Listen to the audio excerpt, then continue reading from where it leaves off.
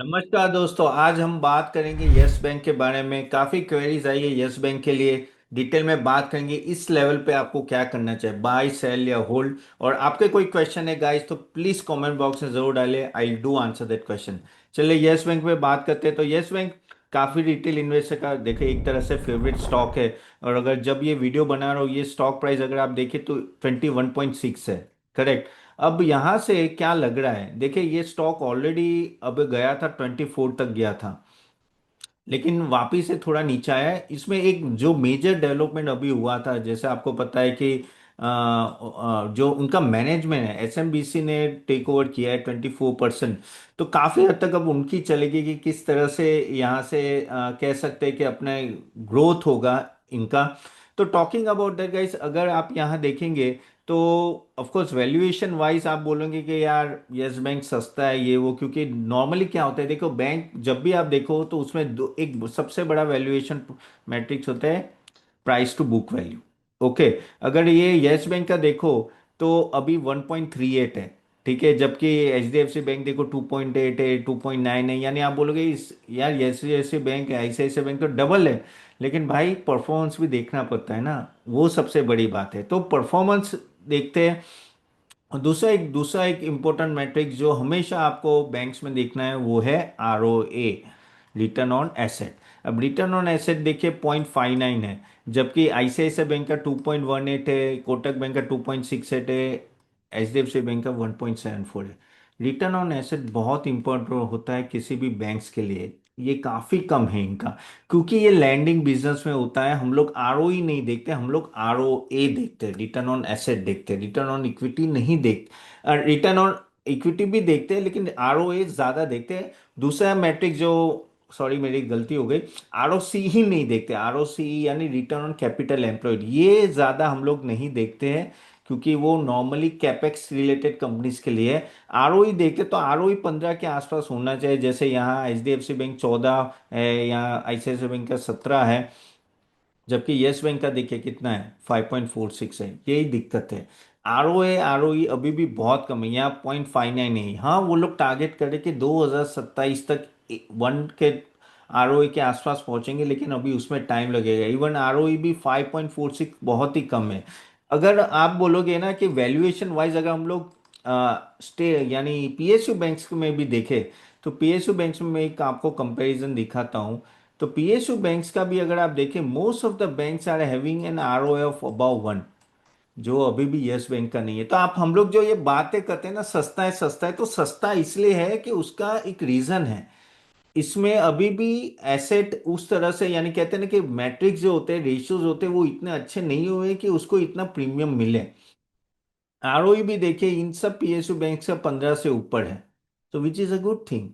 तो अब ये क्यों हो रहा है, तो वो जानते हैं कि भाई अभी भी यस बैंक का आरओआई अभी कितने साल हो गए वो स्कैम का, अभी भी क्यों नहीं चला है, क्योंकि उसमें आप देखिए कुछ कुछ मैट्रिक्स में आपको दिखा तो पैरामीटर, जैसे नेट इंटरेस्ट मार्जिन देखिए।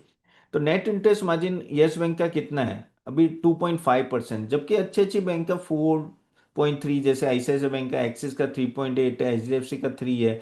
तो अभी भी नेट इंटरेस्ट मार्जिन काफी लोअर है।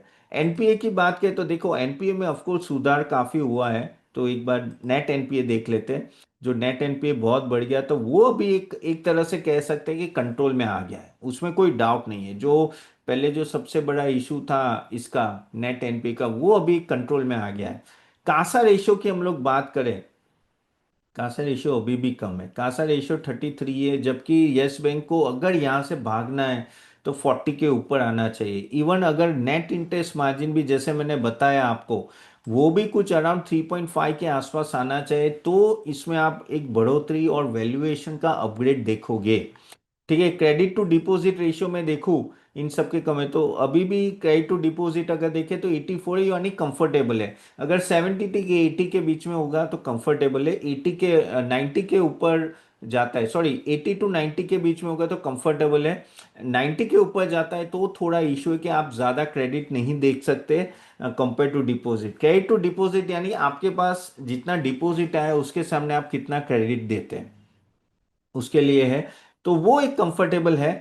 कॉस्ट टू इनकम रेशियो देखते हैं। कॉस्ट टू इनकम रेशियो देखिए भाई साहब, यस बैंक का कितना है, 67%। और वही दिक्कत है, एक्सपेंस इतना ज्यादा है, इसलिए इसका आरओए आरओई उस तरह से ग्रो नहीं कर पाए जितना एक्सपेक्टेशन है। क्योंकि अगर आपको जैसे अभी 21.6 रुपए, अगर आपको 25-30 जाना है, इन सब रेशियोज पे बहुत ही अच्छी तरह से काम होना चाहिए, तभी आप इसमें एक अच्छी खासी बढ़ोतरी देख पाएंगे। और ये जैसे, हाँ लेकिन जैसे जैसे चेंज होगा वैसे वैसे स्टॉक प्राइस भी बढ़ सकता है। ठीक है, कॉस्ट ऑफ बोरोइंग देखते हैं। Cost of borrowing is very very important in order to drive a profitability. देखिए सबसे महंगा है यस बैंक का, 6% है कॉस्ट ऑफ बोरोइंग। क्या होता है कि अगर आप बाहर से पैसे लाते हैं फिर उसको आप लैंड करते हो, अगर बाहर से ही पैसे महंगे मिलेंगे आपको, तो लैंडिंग, क्योंकि लैंडिंग बिजनेस क्या है, कहीं से तो आपको फंड लेना पड़ेगा, तो अगर वहीं से महंगा मिलेगा तो आप कैसे, आपका नेट इंटरेस्ट मार्जिन श्रिंक होगा ना, क्योंकि आप जो देते हो, लैंडिंग करते हो, तो भाई आपके कंपटीशन में तो बाकी काफी सारे प्राइवेट बैंक्स, पीएसयू बैंक है, तो आप इतना भी लैंडिंग रेट अप नहीं रख सकते। तो वो भी एक रेंज में रखना पड़ता है, इसलिए आपका नेट इंटरेस्ट मार्जिन जो ये होता है वो श्रिंक होता है। ये जो कॉस्ट ऑफ बोरोइंग इतना हाई है, इसलिए आपका नेट इंटरेस्ट मार्जिन आप देखिए सबसे लो है। होप आप ये नो कोऑर्डिनेट कर पा रहे हो कि क्यों इसका नेट इंटरेस्ट मार्जिन लो है। नेट इंटरेस्ट मार्जिन यानी क्या हुआ कि आप जो लैंडिंग करते हो और जो बोरोइंग करते हो उसमें जो डिफरेंस होता है, यानी समझ लो आपको समझ लो 6% में बोरोइंग की और 10% में लैंडिंग की, तो जो 4% है वो आपका प्रॉफिट है। ऑफकोर्स 4% में से आपको एक्सपेंसेस भी निकालने पड़ेंगे, लेकिन मोटा मोटी मैं ये सब आपको इसलिए बता रहा हूँ कि ये वैल्यूएशन क्यों जस्टिफाइबल हो रहा है। आप बोलेगे चलो तपन, ये तो अब तक का है, लेकिन फ्यूचर का क्या, ये अभी एसएमबीसी ने आ गए, नए मैनेजमेंट आ गए, तो क्या ये बढ़ सकता है? देखो बढ़ सकता है, उसमें कोई डाउट नहीं है, अगर ये लोग अपने आरओए आरओई पे काम करे और आगे जाके नेट इंटरेस्ट मार्जिन, और वो आरओए आरओई कैसे बढ़ेगा, at the end of the day आपका जब ये net interest margin, cost of credit नीचे आएगा, और ये सब रेशियोज जो मैंने बताया वो धीरे धीरे कंट्रोल में आएंगे। अभी कंट्रोल में क्या है, एनपीए कंट्रोल में है, credit to deposit ratio control में है, लेकिन बाकी सब रेशियोज ऊपर नीचे है। They have to work on that. Chances क्या है, चांसेस है क्योंकि ये नया मैनेजमेंट आया है, hopefully they will work on this, hopefully वो कासा रेशियो बढ़ेंगे। कासा क्या होता है, करंट अकाउंट सेविंग अकाउंट। देखो अगर वो रेशियो बढ़ता है ना, तो वहां से उनको फंडिंग सस्ती मिलती है। करंट अकाउंट सेविंग अकाउंट में बैंक आपको कितना देते हैं, 4% 5%, और वो कॉस्ट ऑफ फंडिंग कम होती है। करेक्ट। तो जैसे आप वो रेशियो बढ़ाओगे, आपका इनडायरेक्टली आपका नेट इंटरेस्ट मार्जिन भी बढ़ सकता है। तो उस पर काम करना पड़ेगा, और काफ़ी हद तक उनको कॉस्ट ऑप्टिमाइजेशन करना पड़ेगा, और बहुत सारी चीज़ें करनी पड़ेंगी in order to go up from here. तो अभी करना क्या चाहिए, देखिए अभी अगर अभी प्राइस कितना है, अभी प्राइस है आपका देखिए 21.53 है, ये ऑफकोर्स 24 तक गया है। मुझे लग रहा है, जो मुझे यहाँ से लग रहा है कि ये, अगर आप देखेंगे ना, तो मुझे ऐसा लग रहा है कि ये कंसोलिडेट होगा थोड़ा। नो डाउट ये प्राइस टू बुक वैल्यू थोड़ा हाई था 2.2, अभी 1.4 थोड़ा मिनिमम हो रहा है, लेकिन थोड़ा लोअर लेवल पे जा सकता है। और मार्केट भी राह देखेगा कि आगे जाके क्या इसमें प्राइसिंग अपटिक आ रही है कि नहीं आ रही है, सॉरी अर्निंग अपटिक आ रही है कि नहीं आ रही है, ये जो रेशियोज की बात है उसमें क्या हो रहा है। तो टाइम देगा यस बैंक आपको बाय करने का। ओके, प्रोस्पेक्ट्स अच्छे हैं, काफी सारे जो एनपीए के इश्यूज थे पीछे है, लेकिन आगे जाके ये सब चीजों पे ध्यान रखें। तो हाँ, आप कहो कि इस लेवल पे बाय करें, धीरे धीरे आप कर सकते हैं। अगेन गाइस, आगे जाने से पहले just to tell you again, यहाँ जो भी बातें करिए सिर्फ इंफॉर्मेशन के लिए, यहाँ कोई रिकमेंडेशन नहीं है। हम लोग जो भी रिकमेंडेशन देते हैं हमारी वेबसाइट www.catappan.in में देते हैं, आप जरूर जाके उसको देख सकेंगे। ओके, और उसमें आप जाके वहाँ पैकेज है वहाँ ले भी सकेंगे, तो ज़रूर जाके देखिएगा।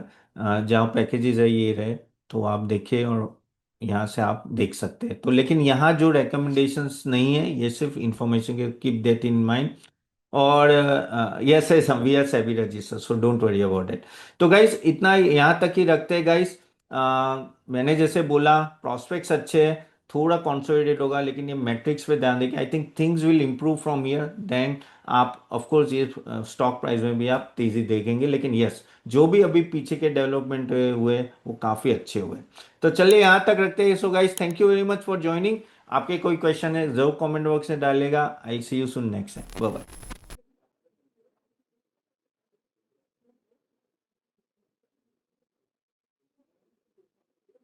Investment in market securities is subject to market risk.